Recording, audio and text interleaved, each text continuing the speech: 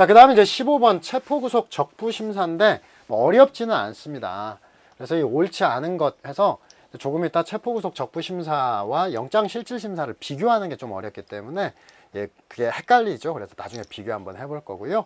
자, 먼저 체포구속 적부심 사건의 피의자의 변호인은 수사기록 중 고소장과 피의자 신문조서를 열람 등사할 권리가 있다. 이제 규칙 104조 A 96조의 20일에는 열람만 규정이 되어 있지만 이건 과거에 헌재가 열람 등사까지 허용하고 있어요. 그래서 규칙의 표현에도 불구하고 등사까지 당연히 가능하다.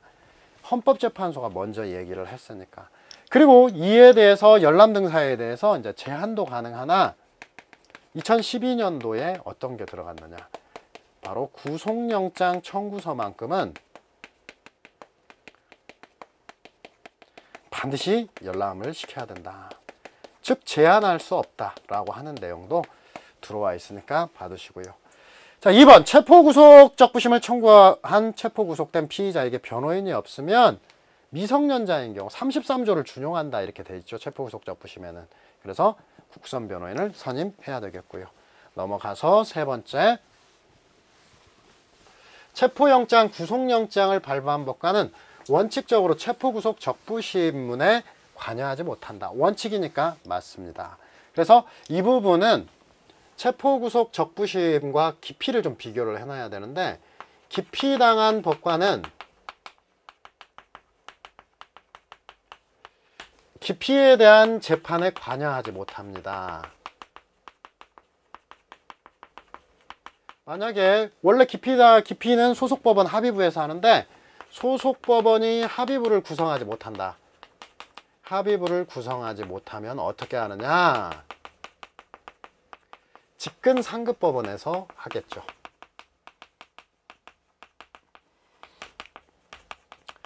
반면에 체포구속 적부심의 경우에는 영장 발부한 법관은 관여하지 못한다.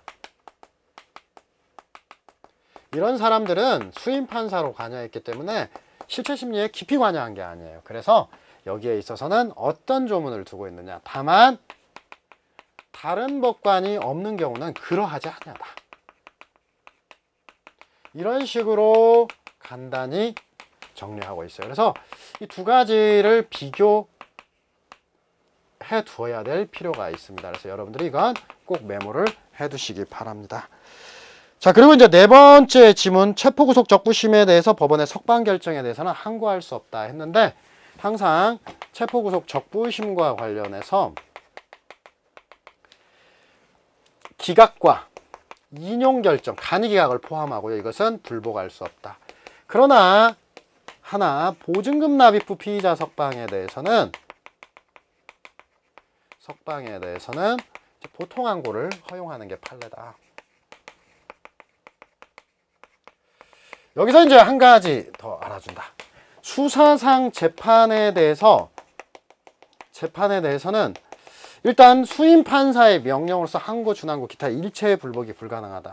불복이 불가능한 게 원칙인데 예외가 두 가지가 있다. 바로 예외로 보자면은 184조 사항에서 증거보전 기각 결정에 대해서는 3일 이내 항고할 수 있고 이게 즉시 항고입니다. 그 다음에 바로 보증금 납입부 피의자 석방 결정에서는 보통 항고가 가능하다는 게 우리 판례의 태도이죠. 이것은 반드시 알아두셔야 되겠습니다. 이렇게 해서 이제 체포구속 적부심에 대한 문제를 봤는데 조금 더 정확히 보기 위해서 서브노트를 통해서 여러분들이 체포구속 적부심과 영장실질심사 구속 전 피의자 신문을 좀 해보겠습니다. 구분해 보겠습니다. 그래서 페이지 16, 47번입니다. 자, 구속 전 피의자 신문과 체포구속 적부심사.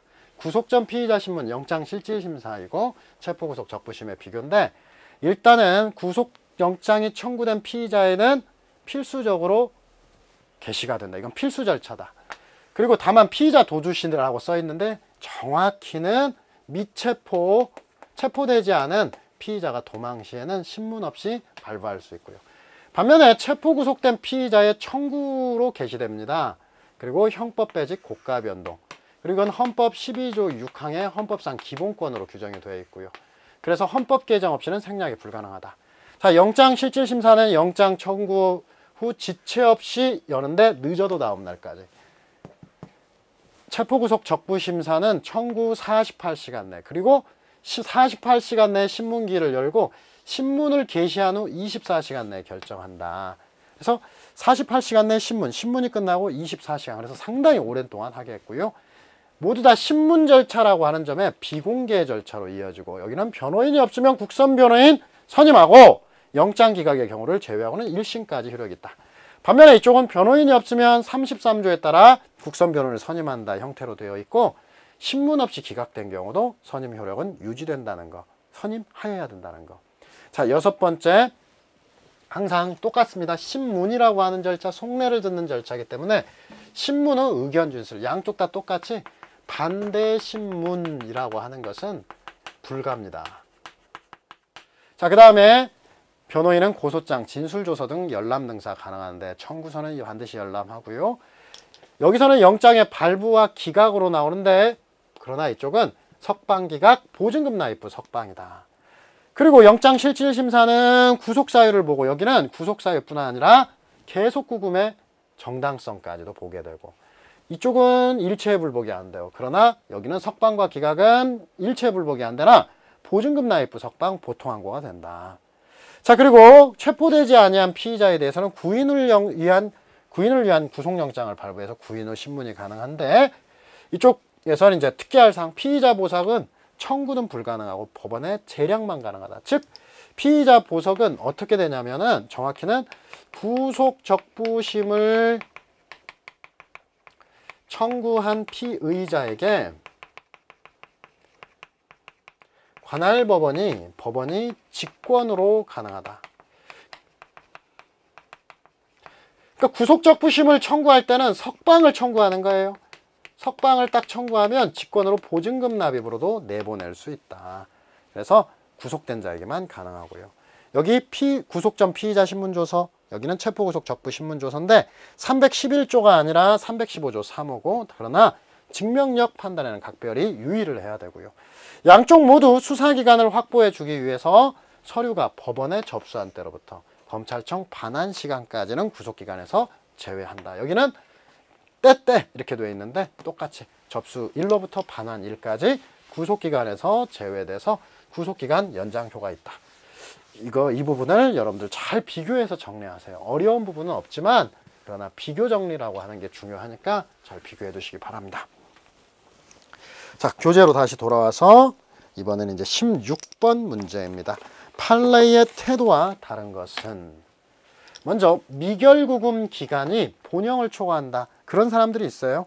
1심에서 징역 3개월 나왔는데 끝까지 무고함을 주장해서 가는 사람, 보통 구속 취소를 해주는데 그러지 않았다 하더라도, 뭐 나중에 징역이 늘어났다 하더라도, 뭐 줄어들었다 하더라도 미결구금이 더 클 수 있다. 이건 어쩔 수 없는 문제라고 봅니다.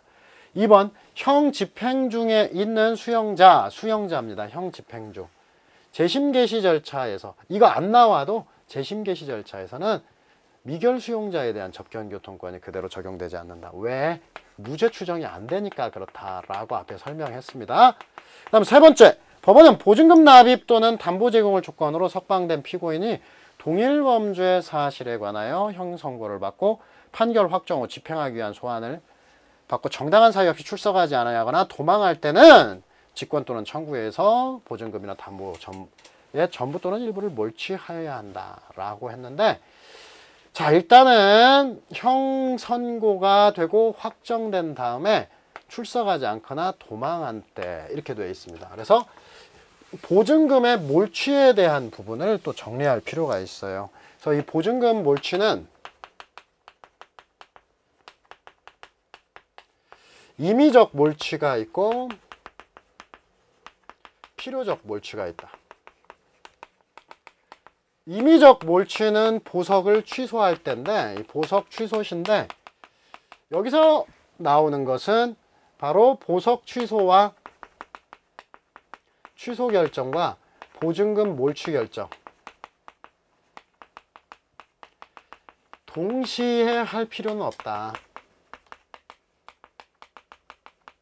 원래 보석은 보전금을 몰취하지 않으면 7일 이내 환부하는데 일단은 보석을 취소하고 7일 기간 동안 보증금을 몰취할 것인지 판단할 수 있다. 이게 아주 중요한 논점이죠. 두 번째, 이제 필요적 몰취와 관련해서는 동일범죄에 대해서 유죄가 확정된 후에 이제 도망하거나 불출석인데, 사실 이런 부분은 너무 많이 나오니까 틀려서도 안 되고 다들 알고 있는 내용이에요. 근데 바로 이 필요적 몰취와 관련해서 조문이 동일범죄에 대해서 유죄가 확정된 다음에 도망이나 불출석이다 이렇게 되어 있는데, 이와 관련해서 우리 판례는 동일범죄의 유죄가 확정된 후 도망 불출석 한자뿐 아니라 동일범죄에서 유죄 확정 전에 이미 도망한 자도 포함된다. 도망을 갔어요. 도망한 후, 그러니까 이미 도망한 후 유죄가 확정된 자, 더 나쁜 놈이죠. 자도 필요적 몰취의 대상이다. 필요적 몰취 대상이다. 이게 이제 지문으로서 보게 되면 이렇게 나와요. 필요적 몰취가 103조 2항인데 103조 2항에 보석된 자에 포함된다. 이렇게 나옵니다. 근데 이 의미가 이미 도망해 버렸던 사람, 그 이후에 유죄가 확정되면 더 나쁘니까 필요적 몰취의 대상이 된다. 바로 4번. 보증금의 필요적 몰취 대상은 보석 상태에 있는 사람을 의미하는 바, 확정 전에 보석이 취소되었는데 이미 도망가 버렸다. 103조 2항 필요적 몰취의 대상이 될 수 있다. 그러니까 103조 2항에 보석된 자, 필요적 몰취의 대상. 그러니까 이미 도망한 후 유죄 확정된 자, 이게 보석 상태에 있었던 사람으로서 확정 전에 보석이 취소되었던 사람, 이 사람도 포함된다. 이런 의미예요. 그래서 이것은 지문 자체가 생소하니까 잘 해주시기 바랍니다.